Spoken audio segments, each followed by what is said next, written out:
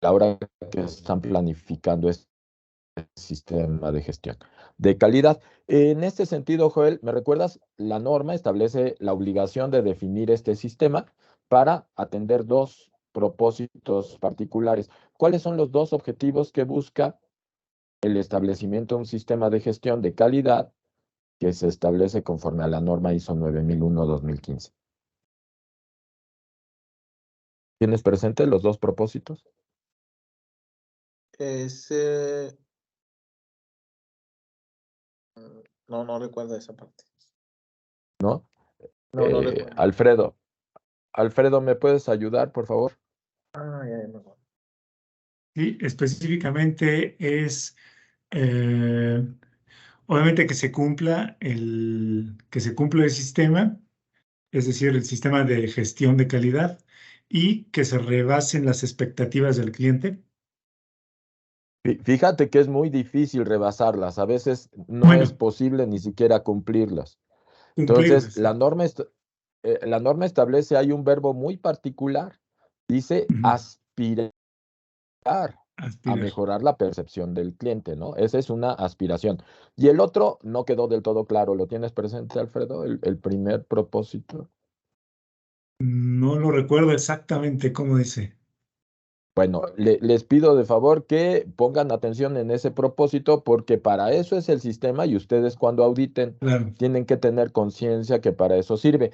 Hay un montón de sistemas de gestión de calidad que tristemente sirve para cumplir requisitos, sirve para pasar la prueba y conseguir la certificación, pero no aporta de manera significativa a las dos intenciones. Un buen auditor tiene que tener presente a lo largo de toda la evaluación para qué debe servir ese sistema. Y entonces, para tenerlo presente, vayamos a la 9001. En el apartado 1 establece esta obligación de demostrar la capacidad de la organización para cumplir regularmente los requisitos de los productos y servicios. Vean cómo es de cuidadosa la descripción de ese propósito. O sea, no quiere decir que seamos perfectos, no quiere decir que no podamos cometer algún error, eventualmente algo no nos salga como lo teníamos previsto. Lo que tenemos que tener la capacidad es de demostrar con qué regularidad cumplimos y en consecuencia no cumplimos los requisitos de los productos y servicios. Dos en particular, ¿no? Establece 4 tipos para todo producto. De los 4, destaca en el propósito 2. Los otros 2 no los destaca dentro de este propósito. Pero ¿por qué digo que son 4? ¿Qué parte de la norma ISO 2015 establece cuáles son los requisitos para los productos y servicios? ¿Lo tienen claro? Emilio, ¿sabemos qué fracción de la norma establece la obligación de definir los requisitos para los productos y servicios? Sí, yo no sé si era la 8. Es 8, perfecto. Estando en el 8, acérquenme un poquito. ¿Qué parte del 8 establece la obligación de definir los requisitos? 8.2. 8.2. En particular, el 8.2.3, que presenta 5 incisos, en los 4 primeros determina cuáles son los requisitos de los productos y servicios, sin importar su naturaleza. El único que difiere es el inciso E, que no es un requisito particular del producto o del servicio, sino que más bien es una revisión de lo que quiere el cliente, de lo que puede la organización. Hay una negociación que termina en un contrato, en un pedido, en una orden de compra, y eso es 8232. Pero si ustedes observan, todo producto o servicio tiene 4 tipos de requisitos. Los del cliente, incluyendo requisitos para las actividades de entrega y posteriores a la misma. Los no establecidos por el cliente, pero necesarios, a estos les refiero yo como inherentes. Son requisitos que se tienen que observar, se tienen que cuidar, aunque no los pide el cliente, aunque no los reconoce la organización, pero que tienen que ser observados. Son inherentes, son naturales al quehacer de ese producto o de ese servicio. Los requisitos especificados por la organización y los requisitos legales y reglamentarios aplicables. No importa cuál sea el producto o servicio, siempre implica la obligación de cumplimiento de requisitos legales y reglamentarios. Moni, entiendo que vienes en trayecto, pero ¿puedes interactuar o vas conduciendo? Sí, pero se va a escuchar mucho ruido de la calle. Ah, bueno, Por entonces eso si tengo prefieres, silenciado el... muy bien, entonces Pero mejor no nos sé avisas qué cuando estés lista. Ok, gracias. Para... Bueno, entonces, retomando esta fracción, eh, todo producto o servicio tiene 4 tipos de requisitos. Ahorita estamos identificando esos 4 y dentro de esos 4, lo que destaca la norma dentro de su propósito son el inciso A y D. Como que no se pone mucha atención sobre el B y C y lo que está pidiendo es particularmente que se disponga de la capacidad para demostrar qué tan regularmente cumple los requisitos comprometidos con el cliente y los legales y reglamentarios aplicables. Y como segunda consecuencia es la aspiración a aumentar la satisfacción del cliente, ¿no? Entonces, estas son los 2 propósitos fundamentales del sistema y lo tenemos que tener presente. Bueno, entonces, en ese sentido, hemos platicado un poquito de la 9001. En ese sentido, dada la importancia de los procesos, ayer platicamos de ese concepto, ¿no? Seidi, ¿me recuerdas qué es un proceso?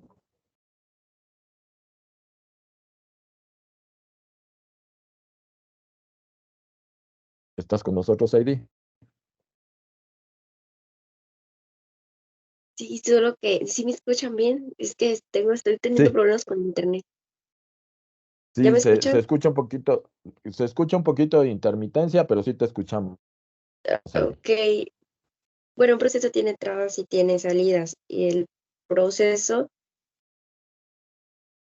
es ¿Sí? es la acción.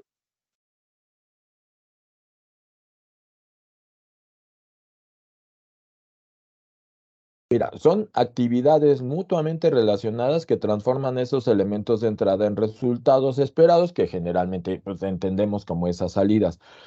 Platicamos de 4 tipos de actividades que deben de prevalecer en los sistemas, en los procesos de un sistema de gestión de calidad. Hablamos de 4 actividades, ¿te acuerdas de ellas, Heidi? Parece que Heidi está batallando mucho con el internet. Vámonos con Joel, 4 tipos de actividades. Joel, ¿recuerdas cuáles son esos 4 tipos de actividades? Era el alcance. No, No. Ah, ya me estás llevando información documentada. Ahorita hablo de los tipos de procesos, o sea, tipos de actividades dentro de los procesos. sí, las directivas, los ¿Sí? procesos de gestión de recursos, Sí. procesos de evaluación y la mejora, y el otro no me lo. El Eh, último. fí- fí- fíjate Menos. que el que no tienes tan presente, en la gran mayoría de las empresas le llaman proceso significativo, proceso, lo destacan porque es el operativo, es el que le lleva de comer a la organización. El proceso que te faltó identificar son los operativos. Esos procesos operativos están alineados al capítulo 8 y pues son probablemente los más naturales dentro de toda organización. A la hora que instrumentamos un sistema de gestión en cualquier organización, de repente es complejo empezar a clarificar qué actividad se hace en qué proceso, cómo funcionan los diferentes procesos del entorno de los principales, que son los operativos. Los procesos operativos son los que la gran mayoría de la organización, de las empresas, tienen presentes, son más fáciles de identificar, porque esa es la naturaleza propia de cada organización, de lo que viven, a lo que se dedican. ¿Sí nos queda claro, Joel? Sí, como quien dice, pues la operación en sí, ¿no? En sí. Y esto incluye de manera natural todas las fases para la realización del producto, para la prestación del servicio. A ver, platicando un poquito de este tema, porque es relevante, Joel, ayúdame a describir el proceso operativo de un restaurante, sin importar su naturaleza, no importa qué restaurante te estés imaginando, Ponte en el plan de capitán de ese restaurante y descríbeme el proceso de operación. Esto es el 8.1. El 8.1 es el que pide que se describa el proceso operativo. ¿Se te ocurre cómo podríamos describir ese proceso con su serie de actividades para, iniciando con el contacto con el cliente, me puedas conducir a lo largo de todo el proceso?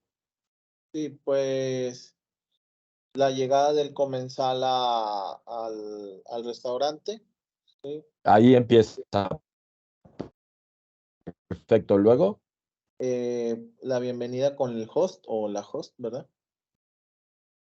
correcto.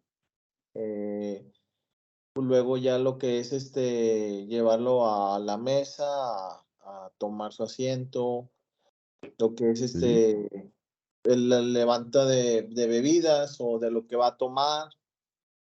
Después de eso, sí, ya después de lo que se va a tomar, pues el entremés o la entrada, cuál va a ser el plato correcto, fuerte, cuál va a ser el plato correcto. fuerte, postre y pues no sé, algún carajillo o algo, ¿no? Para el desempance, no sé. Ándale Eh, pues, ándale pues. y pues al finalizar, ¿no? El pago y la despedida, ¿no? Ya, La ya, salida del ya. restaurante. Brincaste muy rápido ya la fase final. Vamos bien. Entonces, me estabas platicando de que llega el comensal, le atiende hostes, luego le asignan mesa. En la mesa, ya lo que me platicabas un poquito rápido es, le da la carta, le toma el pedido y levanta una comanda, ¿no? Así es. Eso, ¿qué requisito de norma es? Llévenme a norma y díganme en qué punto me tiene Joel. Yo le pedí 8.1, ¿se dieron cuenta? Sí. Y Ocho, Joel tres. va muy bien, pero no me tiene en 8.1. ¿En cuál está? Cuando le da la carta, cuando levanta la comanda, ¿en qué punto de norma estamos? Allá en el 8.4, ¿no? O sea, bueno, no, está en el Mm, 8.5, perdón. Está en 8.2. Fíjense cómo el 8.2 pide la comunicación con el cliente y en esa comunicación con el cliente pide que se identifique cuáles son los requisitos y que se deje un registro. El 8.2.3.2 es la comanda, es la carta. ¿Nos queda claro? Sí. Pudiera ser que la empresa, el restaurante, no esté certificado. Pudiera ser que no tenga un sistema de gestión de calidad. Pero la operación natural de cualquier empresa es que su 8.1 siempre empieza con 8.2. El 8.2 siempre es la fase comercial, siempre es la fase de interacción con el cliente. Y se da esa interacción para identificar, yo tengo conciencia que le puedo ofrecer como organización, llegamos a un acuerdo y eso se convierte en el primer tramo del 8.1. ¿Vamos bien? Sí. En ese 8.1, ya entrando en 8.2, regreso con Joel. A ver, estoy en el restaurante y resulta que pues, yo ya me cambio de rol, ahora estoy como cliente. Y entonces como cliente estoy pidiendo, ya solicité una arrachera, ¿no? Espero que hayan desayunado, no quiero generar gastritis en ustedes. Entonces, resulta que pedí una arrachera, ¿no? Y a la hora de que la pido, el mesero va en dirección opuesta al, a la cocina y veo salir otro mesero con un plato, son camarones a la diabla. Yo ya había pedido la arrachera, pero entonces levanto la mano y le digo al mesero, oye, ¿te puedo pedir un cambio? Díganme en qué requisito de norma estoy. El 8.2.4. 8.2.4, pero fíjense lo siguiente, no quiero que me cambie por camarones a la diabla. Ya vi la carta y en la carta dice que tienen camarones a la diabla y dicen que tienen cóctel de ostiones. Mi platillo favorito, uno de mis platillos favoritos son los ostiones a la diabla. Entonces, no quiero los camarones a la diabla. Quiero los ostiones a la diabla que no están en la carta. Y entonces le digo al mesero si me los pueden preparar. ¿En qué requisito de norma estoy? 836. 8.3, excelente. Entonces, fíjense lo que sucede. La lógica de la norma nos lleva en la operación de manera muy natural. No deberíamos batallar para identificar el o los procesos de operación. Y hay quienes, dependiendo de la complejidad de la organización, su primer proceso operativo es ventas, mercadotecnia, comercialización. El segundo proceso es diseño, es ingeniería, es formulación de nuevos productos. El siguiente proceso o la fase de proceso son las adquisiciones. Ya sé qué voy a otorgar, ya sé cómo lo voy a dar. Pues, ¿sabes qué? Nos hace falta adquirir esto. Pasa algo bien curioso con el 8.4.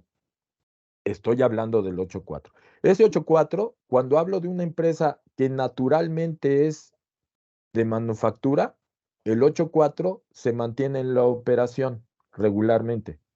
Si estoy en una empresa que su función natural son los servicios, el 8.4 curiosamente brinca y se va a un proceso de apoyo, se va a procesos de soporte, de administración, no se queda como proceso operativo, se mantiene como proceso operativo regularmente cuando en la cadena de valor es indispensable la adquisición de insumos para la fabricación. Cuando no es así, cuando son insumos que son necesarios, pero no indispensables para la prestación del servicio, de manera natural se van a procesos de apoyo. ¿Alguna duda hasta ahorita? Y entonces ya pasamos a procesos naturalmente operativos. Y entonces viene 8.5, donde tengo que identificar a lo largo de todo el proceso la fabricación, la prestación del servicio. El 8.5 ya es el ejercicio natural del producto, de la prestación del servicio. De tal manera que a lo largo de todo ese 8.5, de todo ese 8.2, de todo ese 8.3, de todo ese 8.4, tiene que haber 8.6. Si ustedes ven el 8.6, es control de calidad. Y no importa que sea una empresa de manufactura o de servicios, el 8.6 tiene que ir a lo largo de todo el proceso.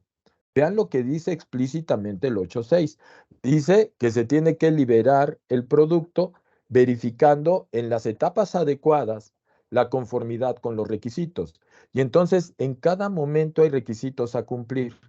Y eso se tiene que tener claro a lo largo de todo el proceso operativo y de manera natural el 8.6 termina haciendo aparecer el 8.7.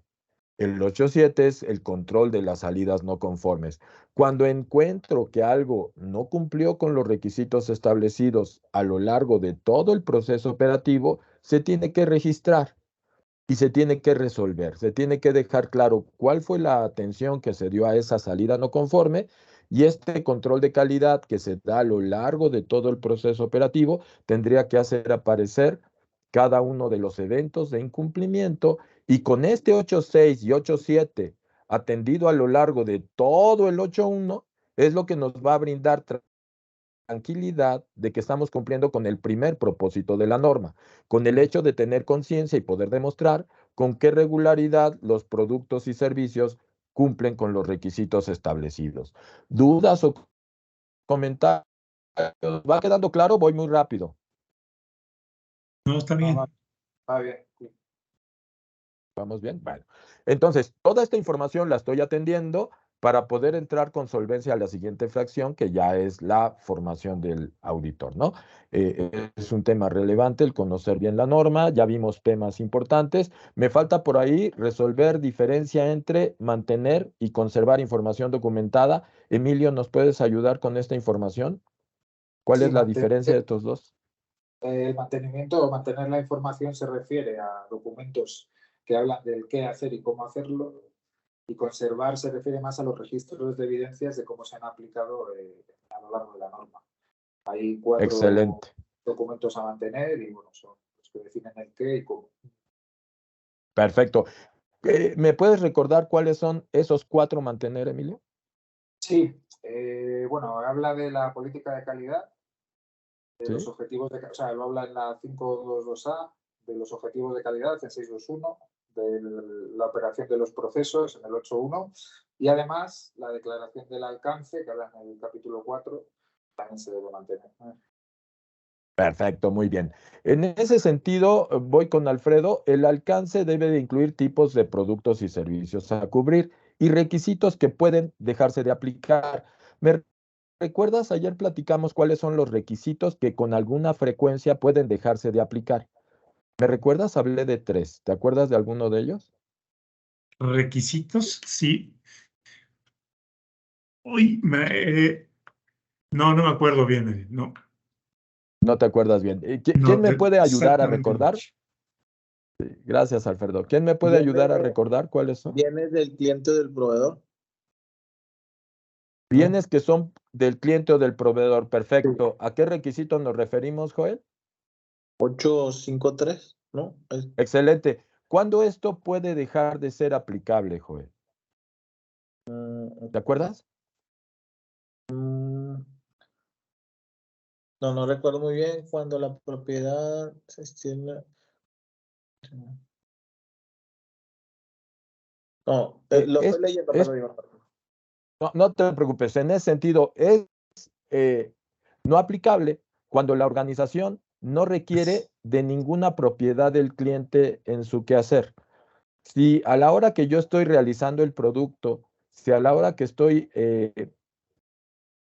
prestando el servicio, no requiero de ninguna propiedad del cliente, sean herramientas, sean piezas, sean moldes, sean cualquier condición, incluida su propiedad intelectual o sus datos personales, puedo declarar que el 853 no me aplica. Obviamente va a depender del alcance que se declare en el sistema. Perfecto, Joel. ¿Te acuerdas de los otros 2 elementos? Mencioné otros 2 que pueden con Las frecuencia. actividades posteriores a la entrega. 855. Perfecto. Ese 855 puede llegar a no aplicar si a la hora que concluimos el servicio, a la hora que concluimos la preparación del producto, no tengo un compromiso posterior, ya sea una garantía, ya sea una disposición final de los residuos que genere ese producto que estoy vendiendo. Entonces, si no tengo ningún compromiso por materia legal, por requisito del cliente posterior a haber concluido el producto, haber concluido la prestación del servicio, puedo dejar de aplicar ese 856. No, perdón, 5. 855. 855. Correcto. Perfecto. ¿Qué otro, Joel? El otro no me lo sé, pero creo que era el 83, ¿no? De 8.3, perfecto. Cuando el producto, cuando el servicio que se otorga siempre es el mismo y siempre se hace igual, a lo largo de la historia no me veo en la necesidad de instrumentar procesos que vayan modificando las características de mi producto, de mi servicio, entonces declaro 8.3 no aplicable. Este es uno de los que frecuentemente se declara no aplicable, es mucho más frecuente el 8.3. Tiene cierta complejidad técnica y de repente las organizaciones deciden no aplicarlo, lo cual es válido si y solo si el producto no cambia a lo largo de su historia, no cambian la manera de hacerlo o lo hacen muy eventualmente y cuando lo hacen lo controlan como mejora. No tienen un proceso sistemático que vaya modificando esas características. Bajo esa condición, el 8.3 puede dejar de ser aplicable. ¿Nos queda claro? Una pregunta aquí. Sí, Alfredo. Es decir, me perdí un poco, ¿cómo relaciono esto que estamos platicando con el 4.3 o el alcance, Ah, ¿verdad? es correcto. Sí, Fíjate ¿verdad? que Correcto. sí, es correcto. Si Perfecto, tú está ves bien. el 4.3 y ves el penúltimo párrafo, Alfredo, Sí, ayúdame con la lectura del 4.3, por favor, para terminar de aclarar este concepto. a ver, el 4.3. Que quede claro que es por estructura de norma el primer documento obligado. Este documento obligado tiene características particulares y tiene que cumplir con cierta forma. Entonces, ese tercer párrafo donde dice que se tiene que mantener como información documentada, le da la forma. ¿Me ayudas con esa lectura, Alfredo? Sí, espérame, estoy Estoy abriéndolo apenas. Correcto. Si no, déjame, creo que la tengo Sí. aquí cerca. Lo tengo en pantalla. Entonces, Ok. ya está el 4.3 y lo que te pido es que me ayudes con este párrafo. Sí, correcto. Dice, el alcance del sistema de gestión de calidad de la organización debe estar disponible y mantenerse como información documentada. El alcance debe establecer los tipos de productos y servicios cubiertos y proporcionar la justificación para cualquier requisito de esta norma internacional que la organización determine, que no es aplicable para el alcance de su sistema de gestión de calidad. ¿Nos queda clara esta Ujú. descripción, Alfredo? Sí, correcto. ¿Cómo lo comprendemos? A ver, primera condición es un documento obligado por estructura de normas, el primero. Este Correcto. documento, ¿qué tiene que cumplir en su forma, Alfredo? Debe de establecer los tipos de productos y servicios y proporcionar la Ajá. justificación. No. Básicamente establecer los tipos de productos y servicios cubiertos. ¿Sí? Por ejemplo, si te dijera cuál sería este documento que esperaríamos en Galloso, ¿qué Ujú. esperas que diga ese documento? ¿Cuáles son, cuáles son, cuáles son los procedimientos que están dentro del sistema de gestión? No tanto procedimientos, sino qué servicios ¿Qué incluye servicios? Perdón, tienes razón. ¿Qué servicios y están dentro del sistema de productos. gestión? Correcto, Correcto. Ese alcance, por ejemplo, si voy a Bimbo, esperaría que me diga que es fabricación de pan, elaboración de pan. correcto. En este caso serían servicios Y funerarios, ¿no? es correcto. Ujú, Podría ser que me digan elaboración de pan blanco o ujú. elaboración de galletas, y entonces no abarcar todo el alcance, que exclusivamente se limita a cierta fracción. Eso es válido, pero tiene que estar declarada en esa fracción. Con Correcto. ustedes, Alfredo, yo esperaría que sea servicios funerarios otorgados en cualquier sede de la Mexicana. Así es, Sí, exactamente. si te das cuenta, eso apareció ayer cuando les preguntaba yo, entonces el alcance es a toda la República. Bueno, eso tiene que estar claramente determinado en el sistema. Y en una de esas, acotan el alcance y no quieren abarcar todo el quehacer. Ujú. Entonces ya es estratégico que la organización decida qué va a cubrir en ese alcance. Bueno, ese alcance además, Alfredo, tiene que decir, en nuestro caso, no aplica 7152. Ok, ¿Por qué? Porque en nuestro quehacer no ocupamos equipo de seguimiento y medición. No hay un solo termómetro, no hay calibradores, no hay micrómetros, no requiero nada. Oye, espérate, pues para tal función sí se requiere el uso de este equipo. Bueno, entonces el 7152 no se puede dejar de aplicar. ok, está bien. ¿Sí nos queda más claro? Sí, claro, sí, ya. Correcto. Entonces, este Gracias. documento tiene forma de nada, Alfredo. Y su forma es precisamente que debe de incluir los tipos de productos, servicios cubiertos. Este alcance regularmente el alcance que va a declarar el organismo de certificación en nuestro certificado. Entonces, cuando ustedes publiciten su certificado, ahí va a venir descrito los tipos de productos y servicios que abarca, la extensión territorial que cubre y además la parte de los requisitos que no son aplicables. Bueno, eso no aparece en el certificado, ¿eh? Eso solo aparece en el manual o en el sistema donde describan ese alcance. Bueno, entonces estamos retomando, estamos repasando un poquito la 9001 para entrar en materia de manera adecuada y sistema de gestión, ya vimos documentos obligados, que son 4, ya me dijeron cuáles son estos. Cada uno de los 4 que mencionamos, el alcance 4.3, la política 5.2.2a, los objetivos 6.2.1 y la planificación para la operación de los procesos 8.1e, que fue precisamente el ejemplo que me ayudó a desarrollar hace un momento Joel para un restaurante.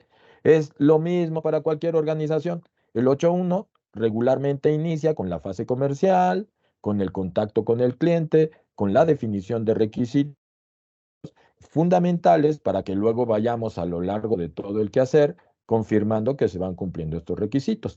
Luego viene la fase de diseño y desarrollo, la parte de la modificación cuando es necesario, el ajuste. Hay quienes venden diseño y desarrollo y el 8.3 se convierte en algo todavía de mayor relevancia.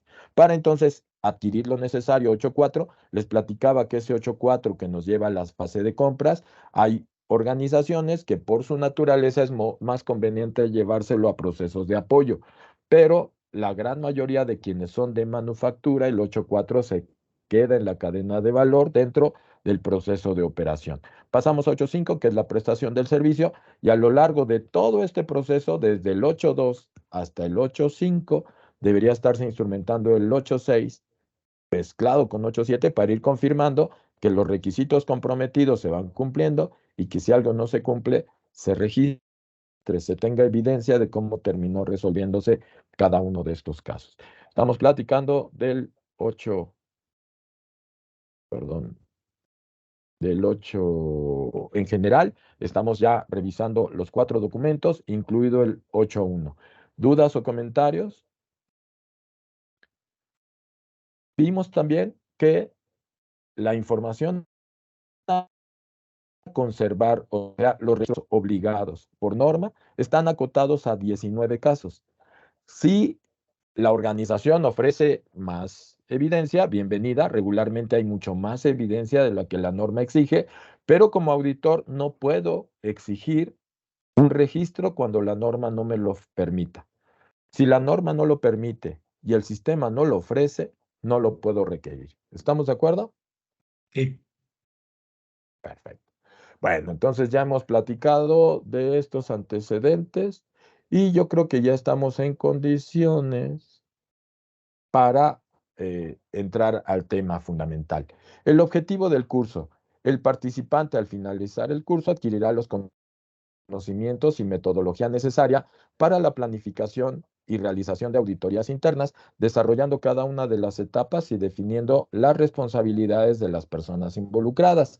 Empezamos a aproximarnos un poco, aunque todavía estamos distantes, a este objetivo. El día de hoy espero ya abarcar en buena medida la teoría de los conceptos fundamentales y de las etapas para que pudieran empezar a disponer tranquilidad de que estamos cumpliendo este objetivo, para lo cual tenemos el siguiente temario, una introducción a la norma de referencia, y en ese sentido necesitamos tener muy presente que estamos hablando de la norma ISO 19011, para lo cual voy con Seidi, por favor. ¿Me recuerda, Seidi, cuál es el título de la norma ISO 19011-2018? Directrices para la auditoría de los sistemas de gestión de calidad. De gestión, perdón. Fíjate, Seidi, de sistemas de gestión. O sea, aplicando bien esta norma, nos va a conducir cómo deberíamos de poder ejercer la evaluación a cualquier sistema de gestión. Y en ese sentido, con este objetivo, ¿me recuerdas cuál es la estructura de esta norma, Seidi? ¿Cuántos capítulos tiene?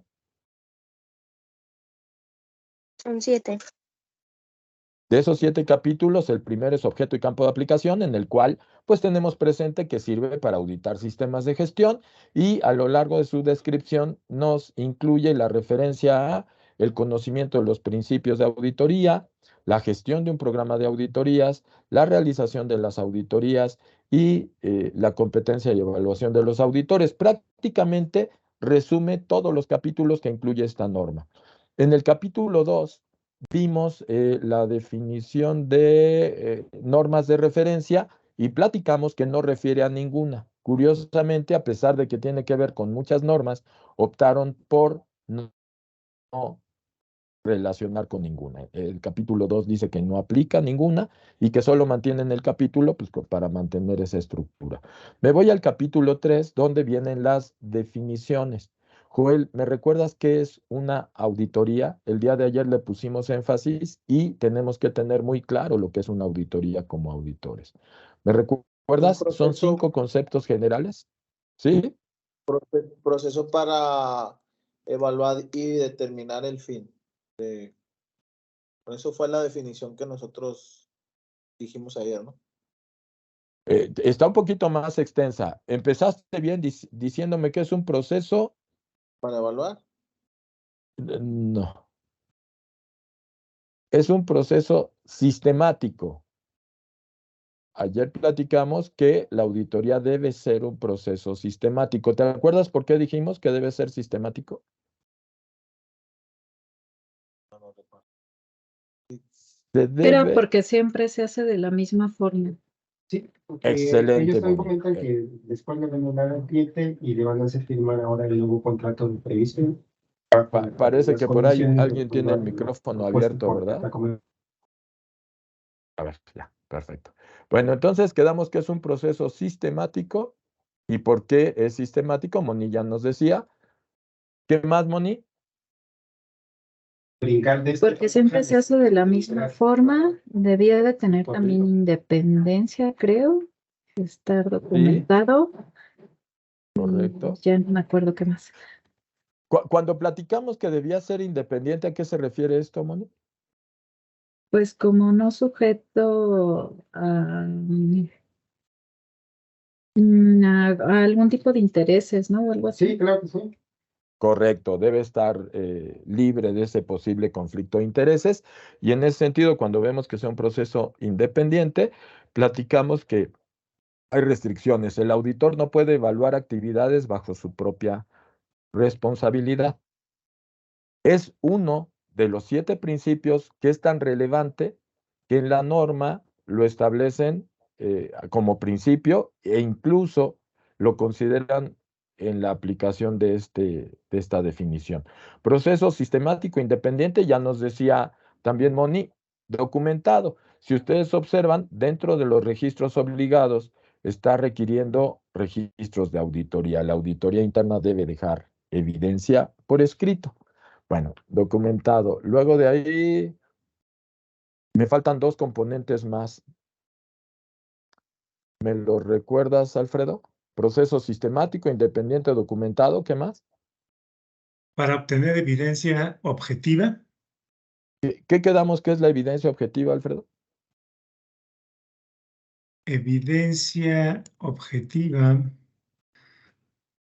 evidencia objetiva, eran los datos que respaldaban algo, ¿no? Decía.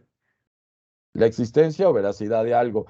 Esa evidencia como auditores, de repente, se nos facilita mucho exigir registro y la Claro. norma no nos lo permite. Entonces, ¿qué otro tipo de evidencia objetiva podemos colectar?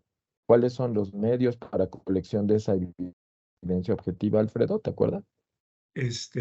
Por medio de la observación Sí, y por medio de registros. registros es lo más sencillo y eso es muy importante para nosotros. También la observación es importante y la otra, Alfredo, es la declaración de hechos. La voz Declaración de tiene palabra hechos. peso. no había Ok. dicho. Es correcto la palabra, el hecho de que se diga algo tiene peso. Entonces también la declaración de hechos es considerada dentro de esa evidencia objetiva. ¿Sale? Bueno, me estabas ayudando, Ese- Alfredo, con los Para últimos escapar. 2. Sí, Perdóname, esa no perdón. me quedó muy clara, la de evidencia de hechos. Ah, Sí, es correcto. La bueno, declaración de cuando hechos, perdón. declaración de hechos. Sí, correcto. Por ejemplo, vamos a ver el 522B, Moni. Llévame a la 9001-2015, La evolución también. por favor, y Ajá. ayúdame a identificar cuál sería la evidencia que esperarías o que estás considerando identificar a la hora que confirmes el 522B. 5.2. Las necesidades y las características y los requisitos de los procesos, productos y servicios y cualquier cambio en ellos. Perdón, no estás en 522. Ah, no. Sí. O por un grupo de herramientas, ¿no? 522B. Ay, es que estoy en otras. Sí, se escucha mucho a Julio, Mónica. Si quieres, si quieres venirte Sí, aquí. creo que sí voy contigo porque los dos estamos en conferencia. Voy para allá, mejor si quieres. Dame oportunidad en lo que me instalo con Emilia. Perfecto. Si quieres, yo la leo mientras. Por favor, Alfredo. ¿Sí? 522B, comunicarse, entenderse y aplicarse dentro de la organización Y está hablando de la política de la de calidad. la política de calidad. ¿Sí? ¿Qué evidencia objetiva esperarían para confirmar que esto es cierto, que se cumple o que no se cumple?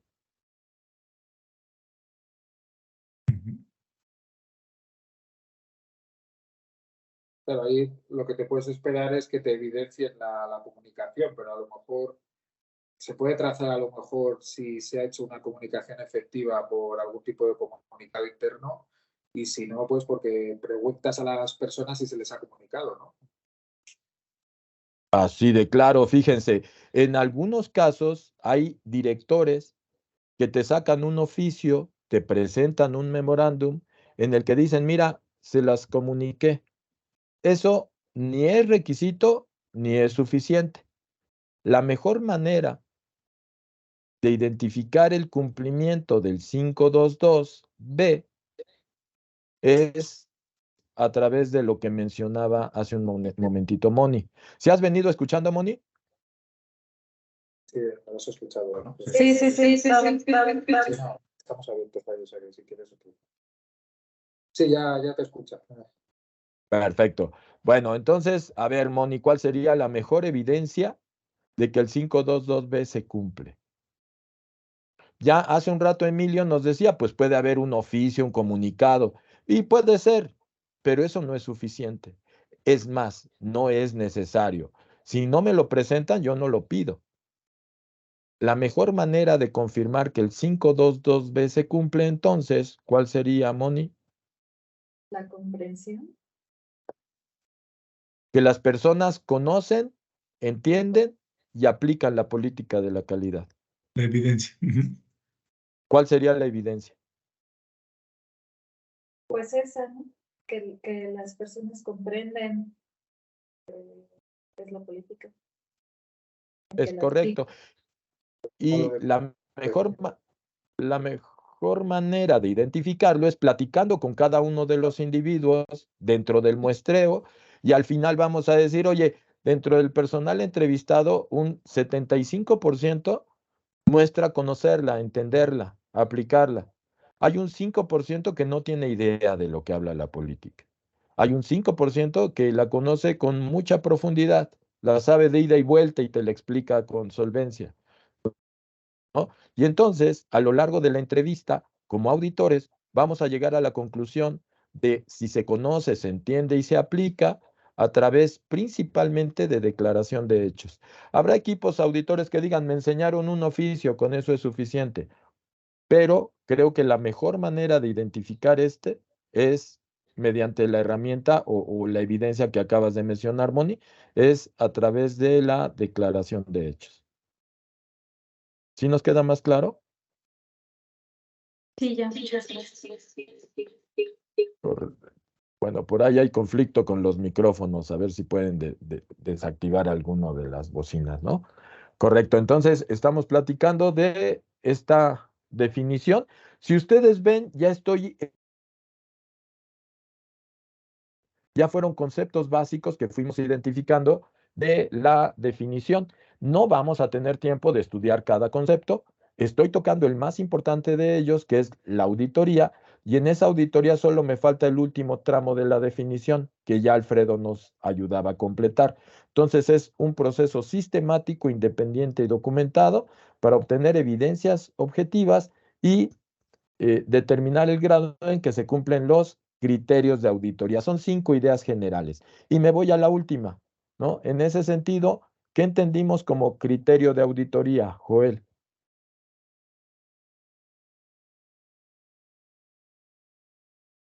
¿Estás con nosotros, Joel? Sí, el criterio, ese no lo recuerdo.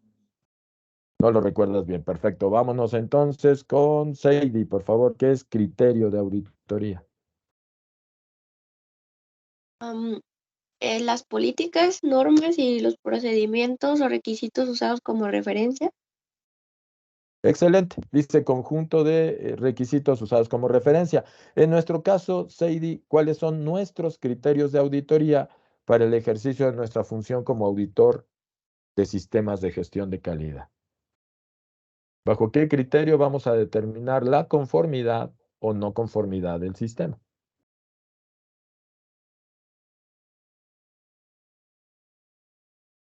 ¿No lo tienes presente, Seidi? No, ese no. Moisés, ¿me recuerdas? Perdón, vamos con quién. Alfredo, por favor, recuérdame cuáles son nuestros criterios de auditoría. ¿Lo tienes presente? No sé si sean los de integridad. No, eso no es. No, esos son los principios de Esos son los auditoría, principios de Joel. auditoría. Sí. Ahorita estamos sobre criterios. ¿Cuáles son los criterios de auditoría? Son conjunto de requisitos. Seidi lo dijo correctamente. Son el conjunto de requisitos que usamos como referencia para realizar nuestra auditoría. Y eso es fundamental, si no vamos a perder la objetividad necesaria. Tenemos que tener bien claro cuál es el criterio de evaluación para poder lograr que esta auditoría sea objetiva. Emilio, ¿me ayudas con los criterios? ¿Cuáles son los criterios de auditoría que vamos a ocupar a lo largo de nuestro quehacer? Sí, son los requisitos de la norma ISO 9001. Todos los requisitos que marca la norma. Ese es uno de los dos criterios Sí. fundamentales, excelente. Y luego, ¿Y el otro? también los que la propia organización haya definido. En su sistema de gestión de calidad. Entonces, todo lo que declare el sistema y todos los requisitos, todos los debes de la norma son nuestro criterio de evaluación. Eso es lo que establece esta definición. ¿De dónde obtenemos estos criterios, Emilio? ¿De dónde salió que estos son nuestros criterios?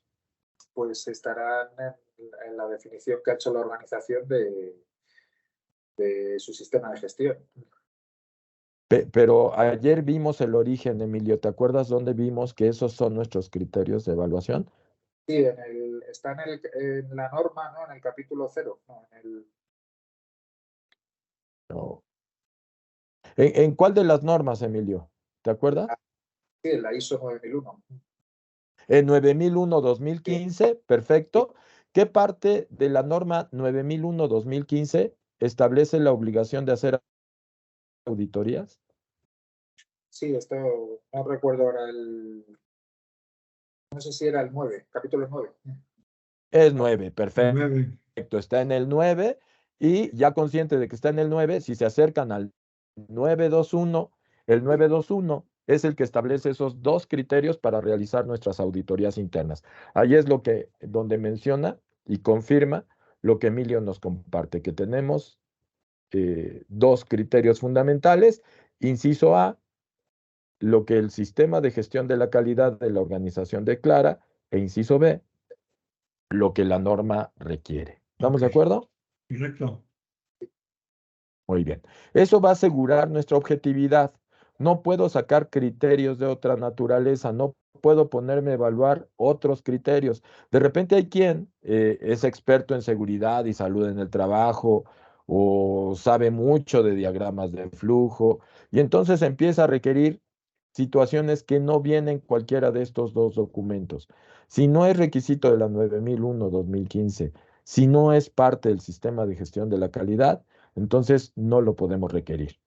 ¿Sí? Tenemos que asegurar que seamos objetivos a través de esa declaratoria clara de cuáles son nuestros criterios y asegurar que a lo largo de toda la evaluación se ejerzan estas auditorías conforme a esos criterios.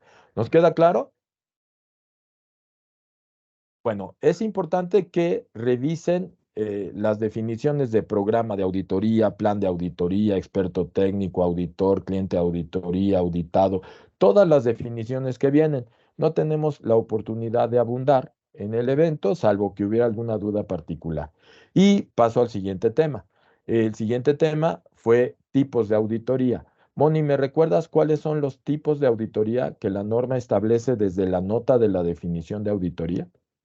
Sí, es la auditoría interna de primera parte, la auditoría de segunda parte, que es la auditoría externa de un proveedor o de alguna parte interesada, y la auditoría de tercera parte, que es pues de un tercero, pero que tiene un valor legal. Excelente, muy bien. Muchísimas gracias, Moni. ¿Alguna duda hasta ahora?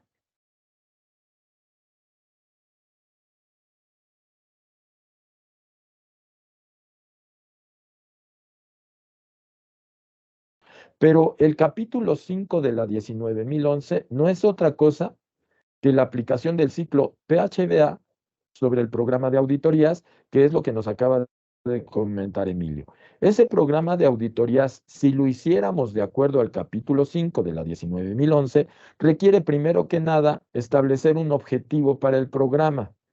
Ese programa, reitero, en la gran mayoría de las empresas es un diagrama de Gantt que reconoce que van a ser 2, 3 auditorías al año.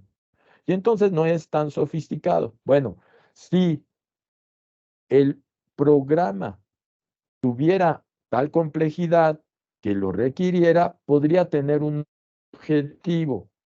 La gran mayoría de las empresas no ponen objetivo para el programa, ponen objetivo para la auditoría, pero no para el programa. Entonces, si aplicáramos el capítulo 5 de la 19.011, lo primero que tendríamos que hacer es establecer los objetivos para ese programa. Luego, determinar y evaluar riesgos y oportunidades de ese programa de auditorías.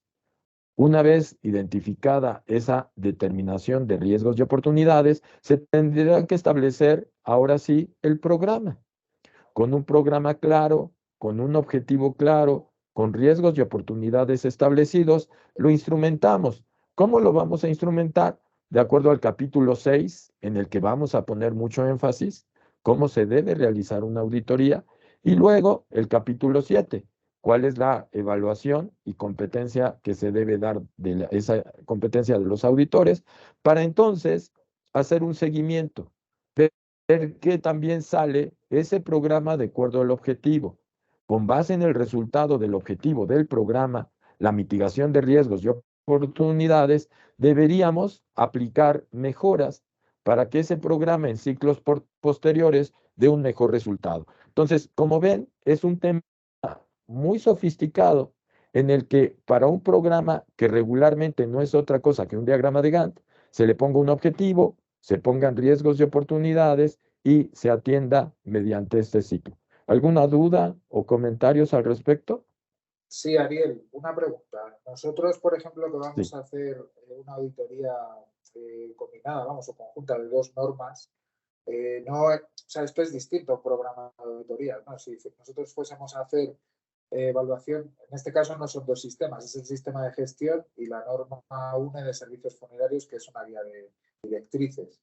Entonces, en ese caso, no sé si nosotros tendríamos que tener un programa de auditorías o simplemente vamos a hacer la auditoría conjunta de las dos normas a la vez y no necesariamente elaborar un programa. Mira, el programa sí es requisito. Si ustedes ven el 922, exige que se haga un programa. O sea, el programa sí es requisito. Pero cuando vemos un programa, a ver, les voy a mostrar un sistema normal de... tengo algún cliente que es institución pública y que me permite usar su sistema como ejemplo. Entonces, este sistema en particular es del Instituto Tecnológico de Oaxaca y en esta institución les muestro cuál es su programa de auditoría, que es regularmente como la tienen la mayoría de las empresas.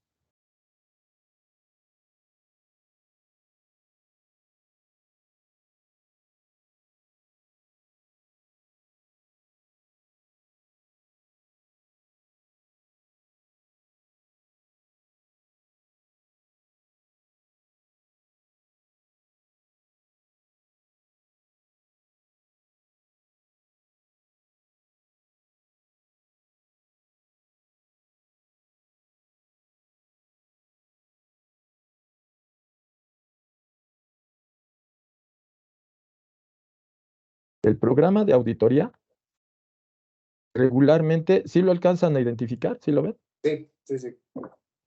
Establece, regularmente lo hacen anual, y en ese programa anual ponen, mira, pues vamos a hacer una la segunda semana de enero y otra la tercera de julio. Y no hacen más allá de esto. En este caso, ellos decidieron meter sus auditorías de seguimiento, sus auditorías de certificación, y entonces no va más allá de esto. Es un diagrama de Gantt con estas características.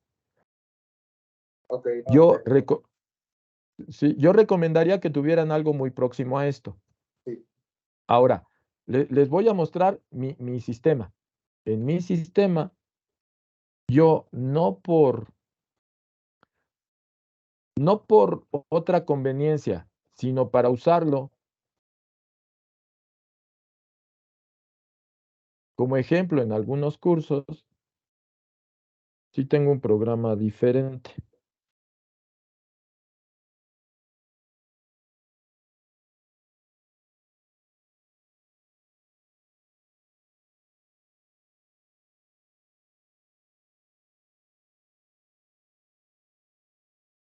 Les voy a mostrar el boceto del programa de auditoría. En mi caso. En mi caso, yo lo hago así única y exclusivamente cuando estoy dando algún curso y la organización que esté formando tiene alguna duda, uso este programa donde pongo el objetivo del programa, pongo oportunidades asociadas a ese programa, riesgos asociados al programa, el alcance de la auditoría dentro de ese programa, el cronograma de auditorías, tipos de auditoría, criterios de auditoría, métodos de auditoría y criterios para seleccionar a los miembros del equipo auditor. Lo hago así única y exclusivamente para mostrar cómo es que deberíamos atender la 19.011 si la intención fuera cumplir esto. Recordemos que es una directriz. No estoy obligado a que esto se incluya, ¿sí? Si ustedes le vieran valor, Emilio, y consideran que el incorporar información de esta naturaleza les puede ayudar, pues bienvenido, pero no es requisito. No es requisito, es directriz. Vale. ¿Sí? ¿Nos queda claro? Sí, sí, sí, muchas gracias. Para servirte. A ver, déjenme mostrarles, creo que puedo mostrarles un ejemplo práctico de lo que hago y a mí me puede agregar un poco de valor, particularmente considerando que estoy dedicado a este medio y que en ese sentido el hacer este programa puede ayudarme, ¿no? Entonces, a ver, déjenme ver.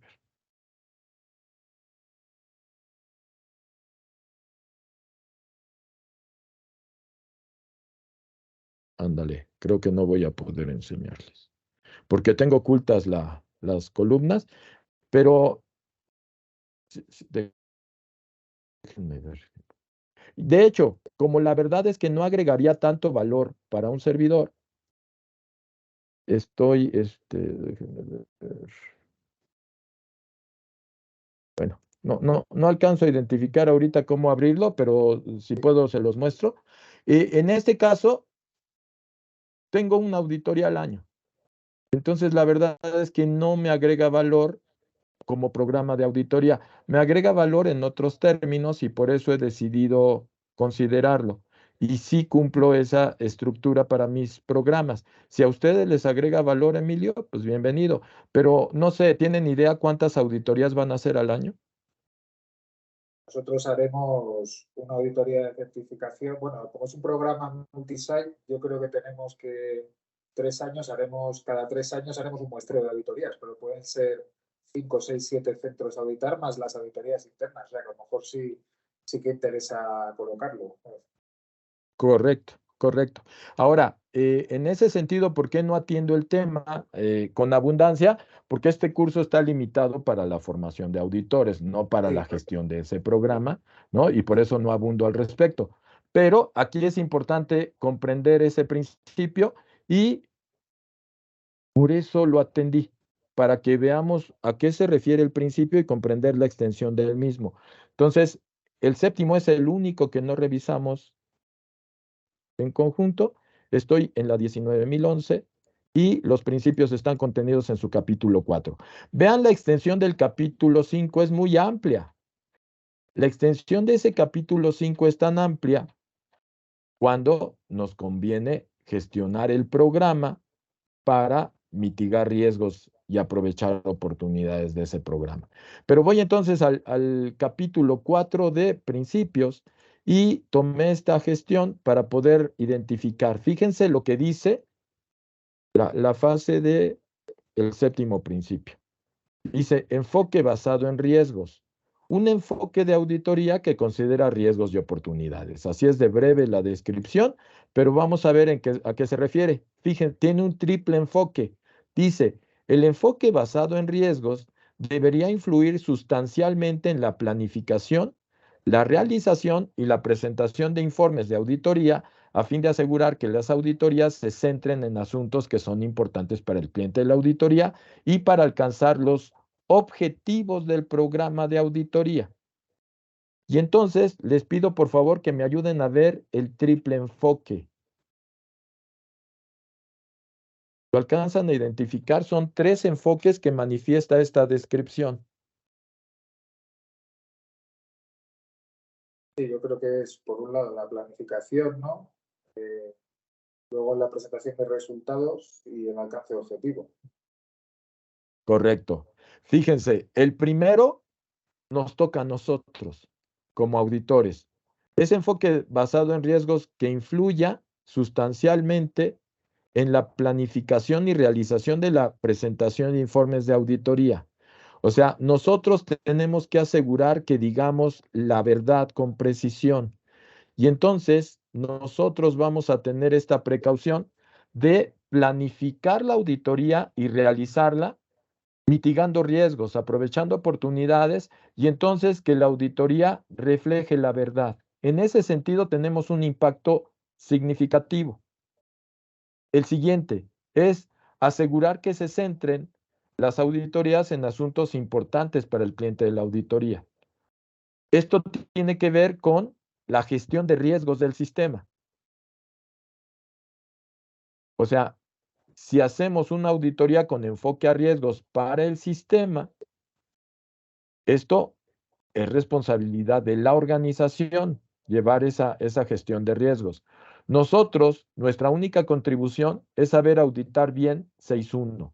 Entonces, de la segunda fracción, esta, a partir de aquí, ¿saben qué? No me ayuda mucho la norma, pero a partir de que se centren en asuntos importantes para el cliente de auditoría, tiene que ver más con que la organización gestione bien sus riesgos. Y nosotros lo único que tenemos que saber hacer de manera adecuada es auditar bien 6.1. ¿Sí? Esta de aquí, de que se centren hasta auditoría. No lo puedo cortar. Pero luego, cuando dice y para alcanzar los objetivos del programa, eso no nos toca como auditores. Quien se tiene que asegurar que se alcancen los objetivos del programa en caso que decidan establecer un objetivo para el programa, es para las personas que gestionan el programa. Generalmente el brazo derecho de la alta dirección que administra el sistema. Entonces, si este brazo derecho, que en su caso serían Emilio, ¿no? Y Moni, establecen un objetivo para el programa, es su responsabilidad lograr el objetivo que tracen para ese programa, que no es el objetivo de la auditoría. El objetivo de la auditoría está en el plan y en ese sí tenemos incidencia, ¿no? El que me preocupa que nosotros podamos cumplir es el primero, que podamos planificar de manera adecuada la auditoría para realizarla de tal manera que el informe sea claro, sea cierto, sea justo. La parte de que las auditorías se centren en asuntos importantes para el cliente de la auditoría y en esencia el enfoque a riesgos que se tiene que dar a ese sistema es responsabilidad de la organización y nosotros podemos llegar a contribuir auditando particularmente de manera adecuada 6.1, que habla de acciones para abordar riesgos. Y el tercer enfoque tiene que ver con, entonces, los objetivos del programa, mitigar riesgos para no afectar los objetivos del programa. Eso no nos corresponde a los auditores, le toca a la persona que gestiona el programa. ¿Dudas o comentarios? ¿Ha quedado claro el triple enfoque? Sí. Correcto. Bueno, entonces ya vimos capítulo 4, ya platicamos del capítulo 5 de manera muy breve. Si revisan el capítulo y tienen alguna duda, con gusto atendemos esas dudas, pero al no ser tema del curso relevante, vaya, al no ser para la formación del auditor, la vamos a dar por visto. Entonces, aquí viene ya técnicas para auditar, pero voy a modificar un poquito el orden. Vámonos al capítulo 5, todo eso platicamos. Me voy a ir al capítulo 6. Esta es la esencia del evento. Como platicamos el día de ayer, aquí espero concentrar todo nuestro esfuerzo a partir de este momento y hasta el día jueves, porque este concentra el tema relevante de nuestra competencia para poder desempeñarnos como auditores. Si ustedes ven el capítulo 6, se llama realización de una auditoría, así se llama, ¿sí? Y esa realización de una auditoría tiene el siguiente elemento. 6.1 es genérico. El 6.1 abarca todo el elemento. A la hora que describen la norma, regularmente han tenido precaución. No ha sido posible en todos los casos, pero regularmente cuando ISO establece una norma, el primer requisito engloba todos los demás. Vimos un ejemplo hace un rato que platicamos del 8.1. El 8.1 engloba del 8.2 al 8.7, la 9001-2015. Esa había sido estrategia de la norma. Igual, si ven 7.1.1, engloba todo el 7. Entonces, esa había sido una estrategia de norma. Aquí se mantiene. El 6.1 es genérico y engloba toda la realización de las auditorías. En este 6.1, puntos a destacar. Reconoce que la responsabilidad de todo el proceso de auditoría recae sobre el auditor líder. El auditor líder es el que debería hacer cumplir a partir del 6.2 y hasta el 6.7. Les voy a platicar a qué se refieren estos elementos y vamos a ir destacando temas asociados. El día de hoy empezamos ya con práctica importante. Entonces, 6.2, inicio de la auditoría. El 6.2 tiene dos momentos. Primer momento se llama contacto inicial y viabilidad es el segundo momento. Vamos a ver el primer momento del 6.2. El auditor líder contacta al auditado o al cliente de la auditoría, dependiendo del caso. Y entonces, a la hora de tener ese contacto, pues identifica en dónde están ubicados, cuál es el alcance del sistema, cuál es el aeropuerto más próximo, cuáles son las condiciones de logística, cuáles son los horarios críticos de operación, ¿no? Si se requiere de equipo de protección personal. Durante esta fase, particularmente, requiere de manera obligada 4 documentos. ¿Cuáles son los 4 documentos que va a exigir en esta fase el auditor, Sadie?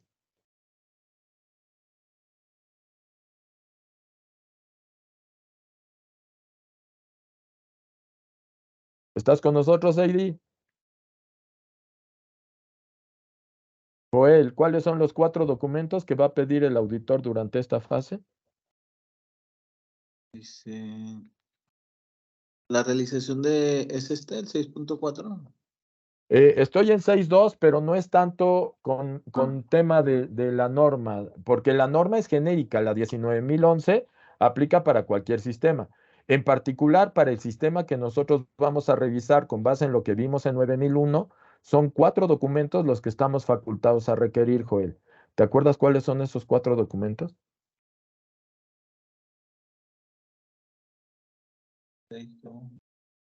¿No lo tienes presente? No. Alfredo, ¿cuáles son los 4 documentos que vamos a pedir? A ver si estoy correcto. La política, ¿Sí? ¿sí? La política. Los objetivos de la calidad, ¿o no? ¿Sí? Los procesos, ¿Sí? y no me acuerdo El y los alcance. registros, el alcance. El alcance. Sale. Vamos a pedir esos 4 documentos que son básicos para poder confirmar que la auditoría es viable. Dentro de esos documentos vamos a pedir registros. No puedo pedir todos, ¿no? Dentro del quehacer me conformo con 2 registros. Hay 2 registros de los 19 que vimos que me pueden dar mucha luz de qué tan bien anda ese sistema. Dentro de los 19 que ayer platicamos, hay 2 registros que son relativamente sencillos, no son tan extensos, y que puede ayudar a que también anda ese sistema. ¿Se les ocurre cuál de esos 2, cuáles 2 de esos 19 nos pueden ayudar a tener una idea clara de cómo anda ese sistema?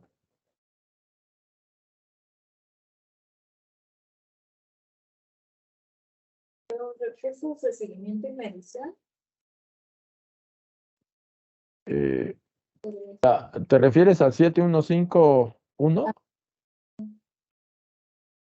Fíjate que esa información es muy técnica y no nos va a aportar tanto valor.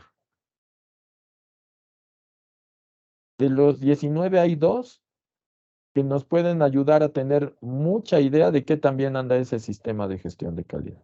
¿Puede ser entonces la planificación y control operacional? Fíjate que eso puede ser muchísimos registros. Yo espero contratos, espero hojas de seguimiento, espero un montón de evidencia que yo no sé si nos diera tiempo y aportara mucho valor a la hora de manera resumida, identificar la viabilidad de la auditoría. No sé si los de evaluación del desempeño. ¿Cuáles 2? Sí. 911.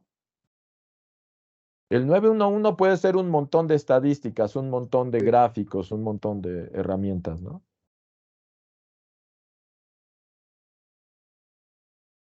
Pues el de auditoría interna, el 922. El de auditoría interna nos va a dar un resumen clarísimo de qué tan bien anda ese sistema, qué tan bien formados están sus auditores, qué están identificando como algo relevante dentro de su sistema, qué está bien, qué no está bien, qué están encontrando como una falla. Excelente. 922 es un registro que regularmente los organismos nos requieren. Si ustedes, cuando vivan su proceso de certificación, les van a pedir eso. Les van a pedir los 4 documentos que platicamos: el alcance, la política de la calidad, los objetivos de la calidad y la planificación para la operación de los procesos. Y les van a pedir 2 registros. Cuando tengan esto listo, ustedes ya pueden transitar a la certificación. ¿Cuáles son los 2 registros? El informe de auditoría interna y la revisión por la dirección. Cuando ya tienen esos 2 registros, es que su sistema seguramente ya terminó un ciclo completo y ya es viable poder confirmar si se puede certificar o no. ¿Nos queda claro? Correcto. Entonces, fíjense, estoy hablando del inicio de la auditoría y ese inicio de la auditoría tiene 2 momentos. El primer momento se llama contacto inicial y ese contacto inicial consiste en lo que platicamos, en colectar información, ver qué tan viable es la auditoría, mínimo necesario, requerir los 4 documentos que la norma exige y los 2 registros, el informe de auditoría y la revisión por la dirección. Teniendo estos datos, podemos determinar si la auditoría es viable o no. Si estoy en una auditoría de primera parte, tenemos que tener presente que pudiera ser que sea la primera auditoría y todavía no hay informe de auditoría, todavía no hay una revisión por la dirección, pero ya puedo identificar la conveniencia de empezar esa auditoría. ¿Nos queda claro la primera etapa, inicio de auditoría? Sí, totalmente. En nuestro caso será así, porque va a ser primera auditoría y aunque sí habrá cambio de una revisión de los procesos por la dirección, yo creo que habrá cosas que los informes de auditoría los tendremos que hacer justo antes de que sea la auditoría de certificación, ¿entiendes? Así de claro, ¿no? Van a tener que vivir esta primera auditoría y como consecuencia de esa primera auditoría, pues ya podrían pasar a la siguiente fase, que sería la revisión por la dirección, y ya podrían migrar a la certificación. Yo recomiendo que antes de llegar a la certificación, vivan cuando menos 2 auditorías completas internas para poder llegar solventes. Pero hay quien lo hace con una, se puede. Bueno, entonces, una vez que tengo este inicio de la auditoría, paso a la segunda etapa. La segunda etapa, 6.3, se llama preparación de actividades de auditoría. Considera 4 momentos. Primer momento, revisión documental.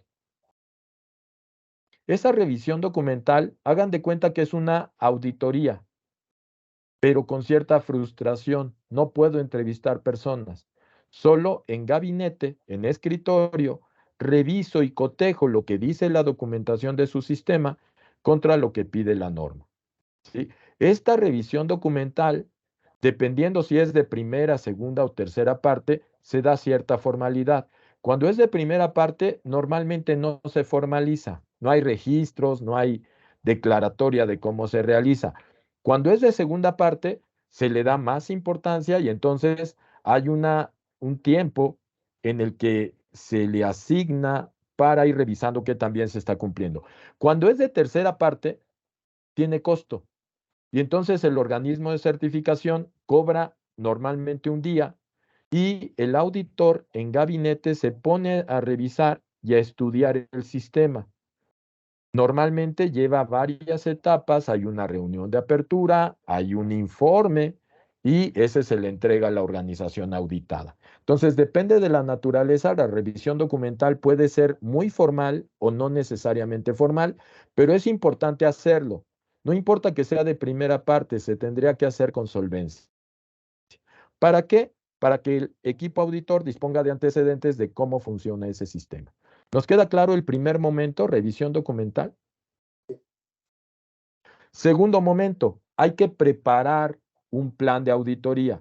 En esa preparación del plan de auditoría lo realiza el auditor líder. Es muy conveniente que involucre a su equipo y entonces en ese plan de auditoría, por proceso, se tiene que asignar qué requisitos serán revisados por quién, durante qué periodo, ¿no? ¿Qué requisitos se van a revisar en qué tiempo y qué equipo auditor?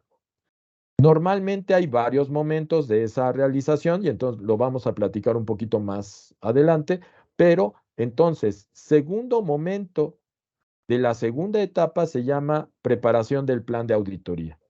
¿Nos queda claro? Sí. Tercer momento. El tercer momento de esta segunda etapa se llama asignación de tareas al equipo auditor. Y entonces, lo que hace el auditor líder ya con el programa, con el plan, preparado, le asigna a cada auditor lo que va a revisar. Si ve que es necesario atender un tema particular de formación, lo ve con quien sea necesario. Por ejemplo, a Moni le toca auditar el 8.4, pero es una empresa de gobierno y entonces está la ley de adquisiciones y ella no conoce la ley de adquisiciones. Entonces vamos a darle la formación necesaria. Entonces, el tercer momento de esta segunda etapa asigna tareas al equipo auditor y va buscando que se disponga de lo necesario para el ejercicio de esa auditoría para cada uno de los miembros del equipo auditor, particularmente en formación, o sea, lo que necesita atender como capacitación. ¿Nos queda claro? Sí. Me voy al cuarto y último momento. El cuarto y último momento es la preparación de documentos de trabajo. La norma prevé 3 documentos de trabajo. Los 3 documentos de trabajo que prevé son listas de verificación. Esas listas de verificación, soy muy honesto, yo no soy muy amigo de hacer listas de verificación como herramienta fundamental de auditoría. Es importante para la preparación como auditores. O sea, como auditores necesitamos identificar qué vamos a auditar, qué vamos a ir pidiendo a lo largo de la evaluación. Y entonces esa lista de verificación, hagan de cuenta que es un acordeón, ¿no? No sé cómo le llamen en España, Emilio, y si estés familiarizado con lo que es un acordeón en México. Ah, vale, ahora me lo acaba de aclarar Mónica, ya sé lo que Perfecto, bueno. Entonces, en Chile le dicen torpedo, no sé por qué, ¿no? En cada país le llaman de diferente manera, pero es esta herramienta que ocupamos para el estudio. Si se ocupa esa lista de verificación para el estudio es extraordinario, porque me va a poder permitir con antelación identificar cuáles son los requisitos que voy a revisar, voy a estudiar qué dice el requisito y voy a identificar cuál es la respuesta que tiene que ofrecer la organización. Entonces, la revisión en ese momento es muy buena para preparar esa lista, pero un buen acordeón no sale en el examen, ¿no? A la hora de la evaluación, hay quien tiene la lista todo el tiempo como la herramienta fundamental y resulta que pierde el contacto visual con el auditado. Se dedica todo el tiempo aquí abajo a estar escribiendo y nunca ve el rostro de la persona que está auditando, ¿no? De repente abren unos ojotes y uno no se da cuenta. De repente están estirándose para ver qué tanto escribimos y no nos damos cuenta, no los atendemos. Es indispensable el contacto visual. Entonces, por favor, las listas de verificación importantes de materia de estudio, no necesariamente como herramienta de auditoría. Entonces, tengámosla a la mano, ¿no? De repente, cuando es posible, yo procuro integrar equipos de auditores que vayan 2 personas, ¿no? Generalmente, cuando puedo, integro a un auditor con mucha competencia, con mucha capacidad y alguien que está aprendiendo. Y entonces, cuando el que va conduciendo la auditoría por algo se detiene y tiene que acudir a su lista de verificación, entra de relevo el otro y pregunta situaciones generales, ¿no? Por ejemplo, la política de calidad, por ejemplo, los objetivos de la calidad. Y entonces, como equipo, evitan los silencios. Los silencios son muy incómodos en una auditoría.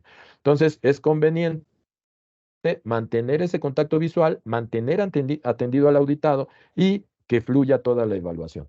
¿Nos queda claro de este cuarto momento? El cuarto momento habla de documentos de trabajo. Destaqué el que es más relevante, es esta lista de verificación. Pero hay otros 2 documentos que la norma reconoce importantes. Uno es multimedia, todo lo que tiene que ver con la preparación de presentaciones. Ahora, por ejemplo, con las auditorías que de repente tienen que ser a distancia, la posibilidad de la coordinación de videoconferencias, de todo lo que sea necesario para conducir la evaluación. Entonces, el preparar presentaciones, el preparar videoconferencias, el preparar todo lo necesario para las entrevistas, para la fase del ejercicio de la auditoría, es importante tenerlo en cuenta en ese sentido. ¿Dudas o comentarios? Me voy al tercer documento, habla de planes de muestreo. Esos planes de muestreo no son frecuentes, solo aplican cuando en el proceso operativo la liberación del producto depende de militar estándar o de algún aspecto de muestreo que deba ser considerado. Regularmente no se aplica salvo para esos casos. Y estamos terminando la segunda etapa, que se llama preparación de actividades de auditoría, con 4 momentos. Les comparto lo siguiente. Si cualquiera de ustedes quiere estudiar lo que les voy platicando, van a poder ver que está mucho más desarrollado en la 19.011 y que ese 6.2, que tiene 2 fracciones, está más desarrollado, que ese 6.3 tiene 4 fracciones y tiene más desarrollo. Nosotros lo vamos a vivir práctico. Y estamos a punto de iniciar la práctica, solo necesito terminar de ver la teoría de estos temas para poder pasar a esa fase práctica. Entonces, les aclaro lo siguiente, el 6.4, a diferencia de todo lo previo que vimos, no tiene momentos, como que revolvieron todo. A diferencia de los elementos previos, el 6.4 habla de todo lo que se hace en la auditoría y no lo dividieron por momentos. Les aclaro que son 3 momentos. Primer momento, se llama realización de reunión de apertura. La reunión de apertura tiene una duración aproximada de 30 minutos. Durante esos 30 minutos, el auditor líder presenta a su equipo auditor y confirma el plan de auditoría. El plan de auditoría lo tuvo que haber enviado con anticipación suficiente. Yo recomiendo mínimo una semana antes. Entonces, yo ya hice llegar el plan, las personas ya saben qué vamos a auditar y en qué momento. Sin embargo, ante la alta dirección se confirma ese plan y se aclaran dudas, se atienden temas. Entonces, a la hora de esa reunión de apertura, el auditor líder la conduce, explica el plan, permite que se puedan hacer algunos ajustes. De repente, no sé, la persona de ventas dice, oye, ¿qué crees? Me salió una cita muy urgente con un cliente a este horario y ya no voy a poder atender la evaluación en este horario. ¿Me pueden atender en este otro? Y el auditor ve la posibilidad, el líder, de asignar tiempos diferentes, de ajustar de acuerdo con lo que la organización determine necesario. Entonces, primer momento, realización de esa reunión de apertura. ¿Dudas? Paso al segundo momento. El segundo momento ya es la realización de actividades de auditoría en sitio. Se puede hacer virtual, pero se reconoce como realización de actividades de auditoría en sitio. ¿En qué consiste? Ya vamos a aplicar 5 métodos, técnicas o herramientas. Voy a ir allá y hace un rato les dije que lo íbamos a ver después. Aquí están las técnicas para auditar. Entonces, para llevar a cabo la auditoría, regresé. ¿Me ayudan con qué lámina es? Porque no lo alcanzo a ver en mi pantalla. Pero les cambié el orden y entonces ya estamos.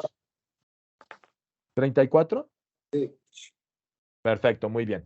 Muchas gracias, Emilio. Entonces, ya a la hora de entrar a la realización de las auditorías, vamos a aplicar las siguientes métodos, técnicas o herramientas. Revisión documental. Es una revisión documental muy diferente a la que vimos en la fase de planeación. A la hora de hacer la revisión documental ya en sitio, es mucho más amigable, es mucho más dinámica. ¿Por qué? Porque las personas son las que me van a mostrar cómo navegan en su sistema y me van a mostrar el detalle fino de dónde está el procedimiento, de qué proceso se desprende, cuál es el formato que ocupan, si hay algún formato, cuál es la evidencia que generan. Y entonces esa revisión documental es mucho más dinámica, mucho más atractiva, porque ya vamos siendo conducidos por el auditado. Tenemos que, durante la auditoría, realizar las observaciones necesarias. Vamos a ir andando en el sitio, vamos a ir observando todo lo que se vaya presentando y en ese sentido tenemos que tener cuidado durante la observación de mostrar una conducta adecuada, ¿no? Yo voy como auditor y tengo la posibilidad de desplazarme como yo lo considere pertinente, pero es importante que si voy a revisar un tablero que me llamó la atención durante mi andar, si voy a ver algo en particular, tendría que pedir permiso, aunque esté facultado a revisarlo. O sea, oye, ¿sabes qué? Me llamó la atención aquí, ¿podemos ver el tablero? Mira, vi que ahí presenta cierta información. Entonces, tengamos esa precaución durante esa fase. Ya me lo permitieron, ya lo observé, gracias, ¿no? Agradecer al concluir esta participación durante la observación. La entrevista al personal. Durante la entrevista al personal tenemos que tener conciencia que estamos limitados de tiempo y entonces debemos saber cuándo hacer una pregunta abierta, cuándo hacer una pregunta cerrada, en la que espero un sí o un no, dependiendo de los tiempos. Punto profundo microcosmos. Hagamos un rastreo a lo largo de toda la evaluación y vayamos identificando de lo general a lo particular y viendo de lo particular a lo general. De tal manera que podamos llevar el rastreo, el hecho de la trazabilidad de la información y entonces como equipo auditor nos vamos a compartir resultados. Y entonces, por ejemplo, a lo largo de la entrevista, pues identifiqué 2 personas que se destacan en el manejo del sistema. A ver, vamos a ver cuál fue la diferencia. Tú mañana vas a evaluar recursos humanos. Entonces, te encargo estos 4 casos. Mira, estas 2 personas tienen un desempeño muy adecuado, pero estas 2 personas no tienen mucha idea del sistema. Vamos a ver qué sucedió. Oye, ¿qué crees? Mira, estoy revisando y en tal espacio están recién incorporando esta tecnología que no tenían. Tú mañana vas a desarrollo de nuevos productos. A ver, ve cómo lo controlaron, ¿no? Te encargo que veas cómo fue todo este caso atendido. Nosotros vamos a hacer un muestreo y ese muestreo lo tenemos que seleccionar. Generalmente ese muestreo se da por juicio. La norma prevé, hay una serie de anexos. Si ustedes en los anexos de la 19.011 quieren profundizar de los tipos de preguntas que se pueden hacer, si quieren ver el tipo de muestreo que vamos a aplicar, lo pueden identificar en los anexos de la 19.011. Dentro de la 19.011 habla de 2 muestreos, el muestreo estadístico, que es muy poco usado, y el muestreo por juicio. Ese muestreo por juicio regularmente es muy conveniente Y es importante que el auditor tenga conciencia de que no puede permitir que el auditado le ponga la muestra. El auditor lo debe seleccionar. Y dentro de la selección de ese muestreo es conveniente tomar extremos y medios, ¿no? Entonces, pues vemos el caso del servicio. A ver, mira, estos dos fueron los más caros, este fue el más barato y tengo estos 3 casos intermedios. Oye, este es el número de matrícula más cortito, este es el más distante, encontré estos 2 que están muy raros y estos 3 que están en medio. Entonces, procuramos tomar extremos y medios dentro de ese muestreo. A lo largo de la evaluación, compartamos información como equipo auditor para que podamos llevar a cabo estas técnicas. ¿Dudas o comentarios? Sí, yo no entendí la diferencia entre punto profundo, microcosmos y rastreo. Sí, mira, el punto profundo o microcosmos es ir de lo general a lo específico o de lo específico a lo general. Tenemos que tener esa capacidad. Por ejemplo, a la hora que voy seleccionando la muestra, y esto asociémoslo a la muestra, a la hora que yo identifico una muestra, tomo el caso y busco desde lo general. A ver, la auditoría la vamos a hacer en 3 niveles. Vamos a revisar como sistema, requisitos generales. Luego vamos a ver como proceso, lo que corresponde al proceso. Y luego como actividad concreta, que seguramente habrá procedimientos instructivos, videos, tutoriales. Pudiera no ser y pudiera ser por pura declaración de hechos. Pero entonces tengo que tener la capacidad de ir de lo general a lo específico y de lo específico a lo general. Ahora, el rastreo o el muestreo, durante este rastreo, implica que yo comparta con mi equipo y dentro de ese punto profundo que yo observé acotado a lo que a mí me corresponde, lo comparto con el equipo para que den la trazabilidad y verlo como sistema, no como algo aislado. ¿Sí? ¿Queda más claro? Sí, muchas gracias. Ahora, vamos a hacer dinámicas y yo espero que en las dinámicas todos estos temas se terminen de aterrizar. Si algo no queda claro, regresamos al tema para terminar de resolverlo. ¿Estamos de acuerdo? Ok. Muy bien. Bueno, entonces ya estamos platicando de estos temas y estamos en el capítulo 6. En ese capítulo 6 estoy hablando de manera resumida. Ya hablamos del inicio de la auditoría con 2 momentos, la preparación de actividades de auditoría con 4 momentos. Luego estoy hablando ya de la realización de actividades de auditoría. Durante esta realización de actividades de auditoría, retomo, primer momento es la reunión de apertura. Segundo momento es ya la realización de actividades de auditoría en sitio y ahí implica el uso de 5 técnicas, métodos o herramientas. Y vamos a estar interactuando con nuestro equipo auditor. Es muy conveniente que a lo largo de estas jornadas se tenga la previsión de un tiempo a lo largo del día. Regularmente asignamos media hora, 1 hora al finalizar cada jornada para trabajar como equipo e ir identificando cómo vamos en avances, qué está logrando, qué no estamos consiguiendo, qué situaciones se están presentando y compartir casos para seleccionar muestras y poder ver esa trazabilidad o ese rastreo. Entonces, eso vamos a hacer durante el segundo momento. Ese segundo momento termina con una reunión de cierre. La reunión de cierre implica ya la preparación y entrega del informe de resultados. Entonces, durante la realización de estas actividades, la reunión de cierre dura aproximadamente 1 hora. Durante esa hora, el equipo auditor da a conocer los resultados. Aquí viene un detalle. Para llegar a esos resultados tengo 6.5. Preparación y distribución del informe de auditoría. La norma ISO 19011 considera como una cuarta etapa la preparación y distribución del informe. ¿Sale? Es muy recomendable que ese informe se entregue en el cierre.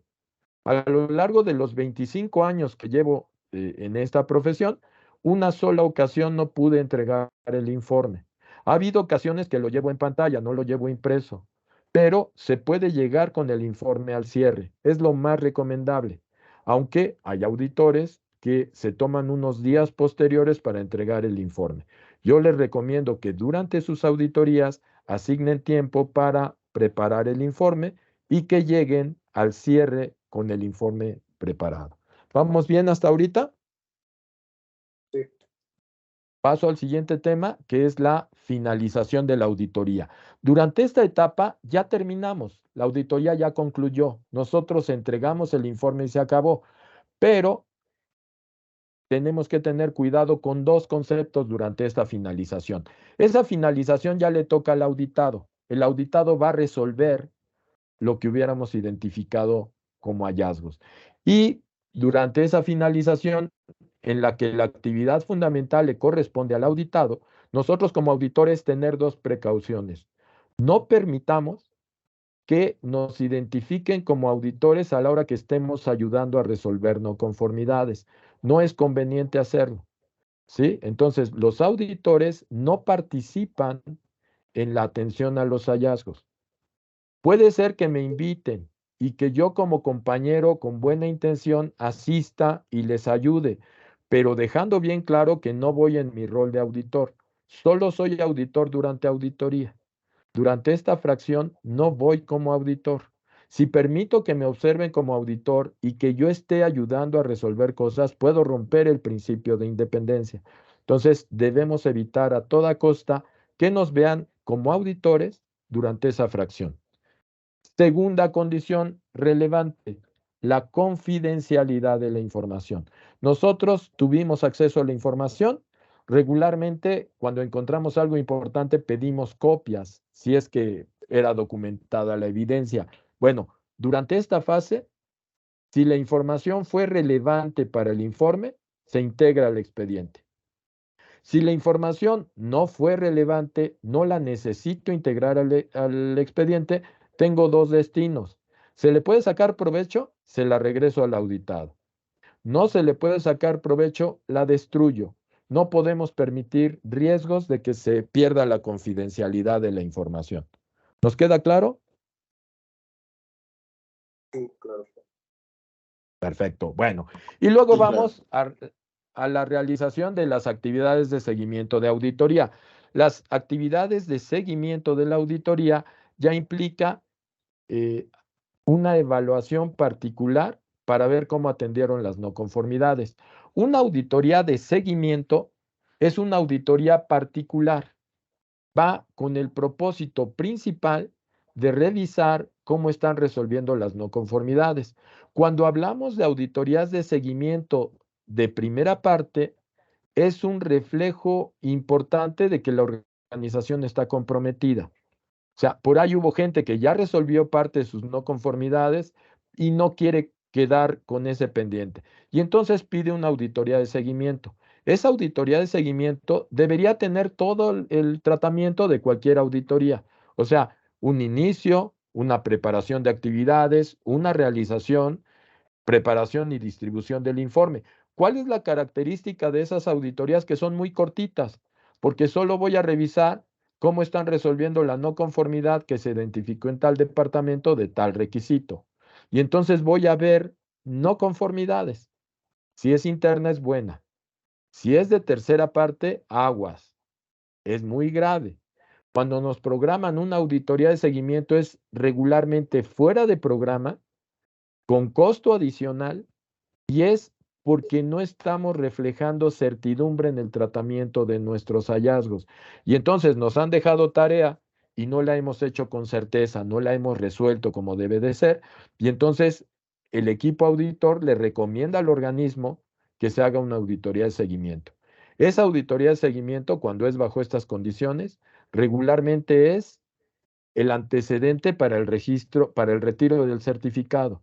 O sea, no quitan el certificado en un solo paso, sino que dan esta posibilidad de hacer una auditoría de seguimiento. Si durante el seguimiento no se muestra certeza, se corre el riesgo de perder el certificado. ¿Alguna duda o comentario? ¿No? A ver, en el Correcto. punto Sí. 6.4 Mencionaste que era realización de la reunión de apertura, la realización de actividades de auditoría y la reunión de cierre, ¿verdad? Nada más esos 3 puntos. Son los 3, aunque en el segundo hay muchas actividades a considerar, incluida la aplicación de los 5 métodos, técnicas o herramientas.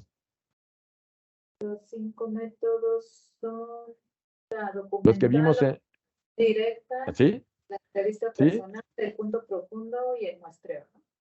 Así de claro. Ok, ¿Sí, gracias. sí estamos de acuerdo? Para servirte.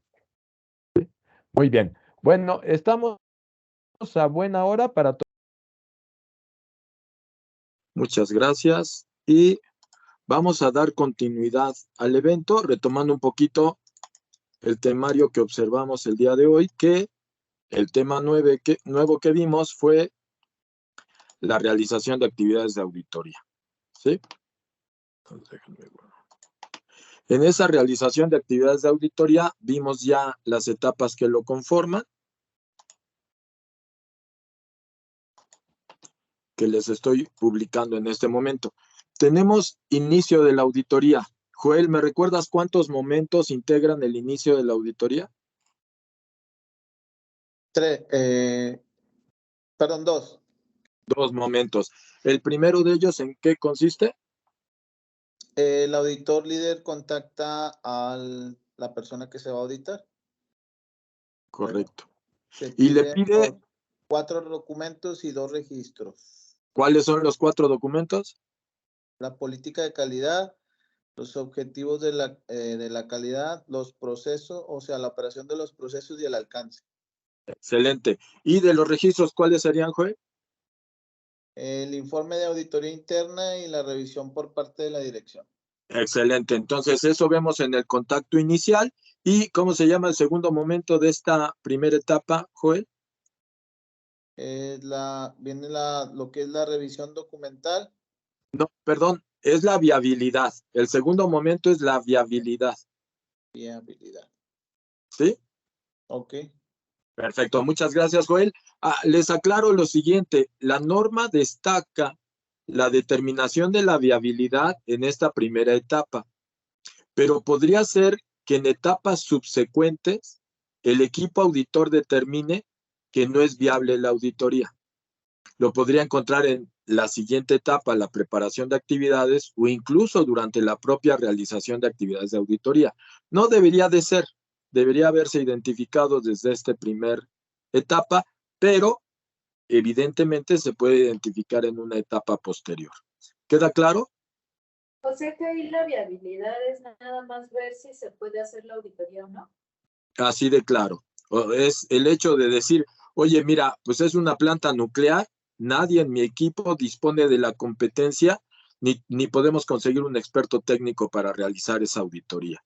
Oye, ¿sabes qué? Están ubicados en cierta región a la que no podemos asistir por alguna condición. Oye, fíjate que las condiciones de protección laboral, pues no tenemos los medios para poderlo resolver, ¿no? Hay lugares donde se requiere de pues equipo de respiración autónoma que a lo mejor si va a ser un único servicio, pues no podemos invertir. Entonces, en ese sentido, en eso consiste propiamente, Moni. ¿Sí? Perfecto. Ahora, les decía que no solo lo puedo ver ahí, sino que en etapas posteriores también lo podemos identificar. Me voy a la segunda etapa. Por favor, Alfredo, ¿me recuerdas la preparación de actividades de auditoría? ¿Cuántos momentos tiene? 4. ¿Cuál es el primero? Revisión documental. Perfecto. Segundo. Preparar el plan. Perfecto. Tercero. Después, asignar tareas al equipo auditor. Excelente. Y último. Preparar documentos de trabajo. Principalmente, ¿a qué documento de trabajo nos referimos como equipo? Listas de verificación, multimedia y planes de muestreo. Excelente. Y el que cada auditor prepara es su lista de verificación. No es requisito. Es conveniente prepararlo, no para realizar la auditoría, pero sí como materia de estudio. ¿Nos queda claro a todos? Excelente, gracias, Alfredo. Me voy a la tercera etapa. Tercera etapa, realización de actividades de auditoría. ¿Me recuerdas, Moni, en qué consiste esta? En una reunión de apertura que oscila los 30 minutos de duración, donde se revisa el plan. También en la realización de actividades de auditoría en sitio, donde se pueden aplicar métodos, técnicas y herramientas. Y la reunión de cierre. Perfecto. ¿Cuáles son los métodos, técnicas o herramientas que ocupamos durante esta fase? La revisión documental, la observación directa, la entrevista personal, el microcosmos y el rastreo. Correcto, que incluye el muestreo. Sale. Perfecto, muchísimas gracias. Vámonos a la siguiente etapa. Emilio, ¿en qué consiste la preparación y distribución del informe? La preparación y distribución del informe, sí es lo ideal es entregarlo en la reunión de cierre, porque es cuando mejor se puede validar, aunque existen personas, auditores que lo hacen días después, pero el objetivo sobre todo sería o poder entregar y distribuir ese informe que se ha ido elaborando durante la auditoría. Excelente. Les aclaro lo siguiente, la versión previa de la norma tenía una nota que aclaraba lo que estamos diciendo.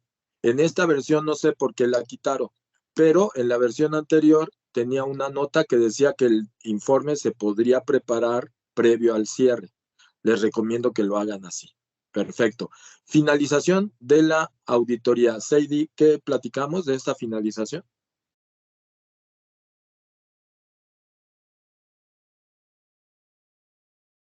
¿Estás con nosotros, Seidi?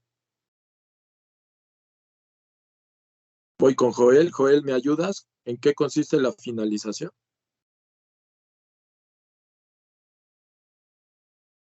Parece que tampoco está con nosotros. Cuando ya se realizaron todas las actividades de la auditoría como tal, ¿no? ¿Y qué es lo que tenemos que atender durante esta fase como auditores?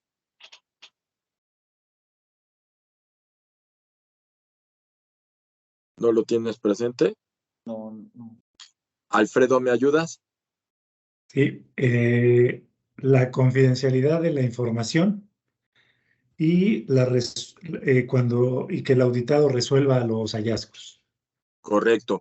Si nos invita como compañero de la empresa, pues vamos a ayudar, pero que tengan claro en todo momento que no estamos fungiendo como auditores, estamos como parte de la organización. ¿Queda clarísimo? Última etapa. Emilio, ¿en qué consiste la última? La última es la realización de las actividades de seguimiento de auditoría y bueno, realmente corresponde al auditado hacer, planificar y desarrollar las acciones. Lo que ocurre es que sí se puede solicitar una auditoría de seguimiento para verificar que en esta etapa se han cubierto las acciones que estaban recomendadas en cuanto a no conformidades, ¿no? Excelente. Cuando es de primera parte es muy buena porque es la empresa la que lo solicita, ¿no? Normalmente el auditado tiene el pendiente y pide que le hagan una auditoría especial de seguimiento. Cuando es de tercera parte puede ser muy malo. Es que el sistema no está funcionando, no está brindando certidumbre y entonces el equipo de certificación de tercera parte está recomendando hacer una auditoría especial de seguimiento. Preámbulo para quitar el certificado. ¿Nos queda claro? Una cosa, Ariel, imagínate, es que esto siempre me ha generado curiosidad. Cuando quitan el certificado, ¿se le da publicidad o directamente se quita? ¿La empresa no puede exhibir el certificado? ¿O existe un medio de comunicación en el que AENOR diga, no, hemos retirado estos certificados? No hay publicidad, solo se elimina la posibilidad de que se reconozca certificado. Okay. ¿Y después se puede volver a solicitar? Podría ser, sí. Hay varias fases durante esta posibilidad que puede ser una auditoría. Normalmente cuando se suspende el certificado, dan un periodo de gracia para que se pueda resolver lo que no está bien. Esa es la suspensión. La cancelación es la eliminación completa de la posibilidad de esa certificación, pero en periodos posteriores se puede recuperar. Depende de las condiciones por qué se retiró el registro. Digo, hasta ahorita no me ha tocado ningún caso, pero hay la posibilidad, el modelo lo prevé, que sea por una queja. O sea, que alguien se haya quejado con la entidad mexicana de acreditación que haya una queja directa porque el sistema de gestión no es real, no está funcionando, es ficticio, y entonces no sé las consecuencias en esa condición. Sí me ha tocado observar que el sistema no se lleva con la seriedad, con la certidumbre, y que se presenta esa condición de cancelar un certificado, pero nunca por la falta de honestidad. Yo supongo que si es por falta de honestidad, ahí sí debería de seguir un protocolo diferente y supongo que queda inhabilitada la posibilidad de otorgar nuevamente el certificado, pero esos casos nunca me han sucedido. Ok, gracias. Para servirte.